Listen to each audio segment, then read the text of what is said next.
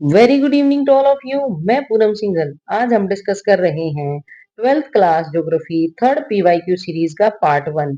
इसमें हम MCQ and very short answer type questions को डिस्कस कर रहे हैं, जो कि 1 मार्क क्वेश्चंस होने वाले हैं। आज इस सेशन में हमने कोशिश की है कि एमसीक्यू जो क्वेश्चंस हैं उसकी एक्सप्लेनेशन भी साथ दी जाए, ताकि स्टूडेंट्स की बेटर अंडरस्टैंडिंग डेवलप हो सके। तो आज का फर्स्ट क्वेश्चन देखते हैं। निम्नलिखित में से कौन सा एक मानव भूगोल का उपागम नहीं है? यहाँ नहीं की बात की जा रही है। आपके ऑप्शंस हैं: ए क्षेत्रीय विभिन्नता, बी मात्रात्मक क्रांति, सी स्थानीय संगठन और डी अन्वेषण और वर्णन। तो आपका जो करेक्ट ऑप्शन होगा वो बी मात्रात्मक क्रांति होगा। इसकी एक्सप्लेनेशन देखते हैं।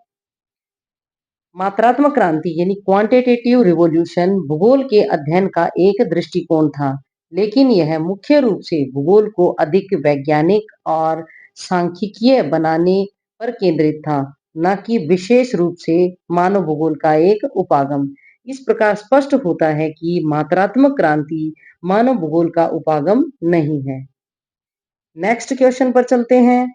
निम्नलिखित प्रकारों में से कौन सा प्रकार कर्तन दहन कृषि का प्रकार है? आपके ऑप्शंस हैं: ए विस्तृत जीवन निर्वाह कृषि, बी विस्तृत वाणिज्य अनाज कृषि, सी आदिकालीन निर्वाह कृषि, डी मिश्रित कृषि। आपका करेक्ट ऑप्शन होगा सी आदिकालीन निर्वाह कृषि। एक्सप्लेनेशन देखते हैं। कर्तन दहन कृषि, जिसे स्लैश एंड बर्न या स्थानांतरित कृषि भी कहा जाता था, आदिकालीन निर्वाह कृषि का एक प्रकार है। इस पद्धति में किसान जमीन के एक टुकड़े को साफ करने के लिए वनस्पतियों को काटते हैं और उन्हें जला देते हैं। इसीलिए इन्हें स्लैश एंड बर्न एग्रीकल्चर या काटो या जलाओ कृषि भी कहा जाता है। फिर उस पर कुछ वर्षों तक ये लोग खेती करते हैं, और जब मिट्टी की उर्वरता जो है वो कम हो जाती है, तो वे एक नए भूखंड पर चले जाते हैं और यही प्रक्रिया दोहराते हैं। यह मुख्य रूप से परिवार या समुदाय की स्थानीय आवश्यकताओं को पूरा करने के लिए की जाती है। अब नेक्स्ट क्वेश्चन पर चलते हैं। निम्नलिखित में से कौन सा उद्योग ऊर्जा स्रोत के समीप लगाया जाता है? आपके ऑप्शंस हैं: ए सीमेंट उद्योग, बी एल्यूमिनियम उद्योग, सी सूती वस्त्र उद्योग, डी चीनी उद्योग। आपका करेक्ट ऑप्शन है बी एल्यूमिनियम उद्योग। इसकी एक्सप्लेनेशन देखते हैं। एल्यूमीनियम उद्योग एक ऊर्जा गहन उद्योग है, जिसका अर्थ है एल्यूमीनियम के उत्पादन के लिए भारी मात्रा में बिजली की आवश्यकता होती है। इसीलिए उत्पादन लागत को कम करने के लिए इन उद्योगों को अक्सर बिजली के जो स्रोत हैं, जैसे स्रोत या फिर कोयला क्षेत्रों के पास स्थापित किया जाता है। इस प्रकार ये स्पष्ट होता है कि जो एल्यूमीनियम उद्योग हैं, वो उन्हें हम ऊर्जा स्रोतों के समीप ही लगाते हैं। नेक्स्ट क्वेश्चन पर चलते हैं। संसार के अधिकांश महान पत्तन निम्न में से किस वर्ग में वर्गीकृत किए गए हैं? आपके ऑप्शंस हैं: ए नौसेना पत्तन, बी विस्तृत पत्तन, सी तेल पत्तन और डी औद्योगिक पत्तन। आपका करेक्ट ऑप्शन जो है वो होगा बी विस्तृत पत्तन। एक्सप्लेनेशन देखते हैं। संसार के अधिकांश महान पत्तन या बंदरगाह विस्तृत पत्तन यानी कॉम्प्रिहेंसिव पोर्ट्स के वर्ग में वर्गीकृत किए गए हैं। ये पत्तन बड़ी मात्रा में थोक और सामान्य कार्गो यानी माल को संभालते हैं और विश्व व्यापार के प्रमुख केंद्र होते हैं। नेक्स्ट क्वेश्चन पर चलते हैं। आपका नेक्स्ट क्वेश्चन है: वर्ष 2011 की जनगणना के अनुसार निम्न में से किस राज्य में नगरीय जनसंख्या का अनुपात सर्वाधिक है? आपके ऑप्शंस हैं: ए तमिलनाडु, बी महाराष्ट्र, सी केरल, डी गोवा। आपका करेक्ट ऑप्शन होगा डी गोवा। एक्सप्लेनेशन देखते हैं।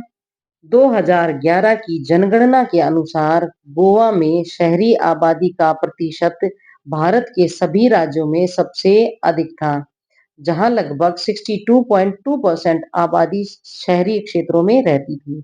तमिलनाडु में 48.45% है, महाराष्ट्र में 45.2% और केरल में 47.7% है। इस प्रकार गोवा में 62.2% होते हुए शहरी जो आबादी है वो सर्वाधिक है। नेक्स्ट क्वेश्चन पर चलते हैं। निम्नलिखित में से कौन सा सिंचित क्षेत्रों में भू निम्नीकरण का मुख्य कारण है? आपके ऑप्शंस हैं ए अवनालिका अपर्दन, बी मृदा लवणता, सी वायु अपर्दन और डी भूमि पर सिल्ट का जमाव। आपका करेक्ट ऑप्शन होगा बी मृदा लवणता।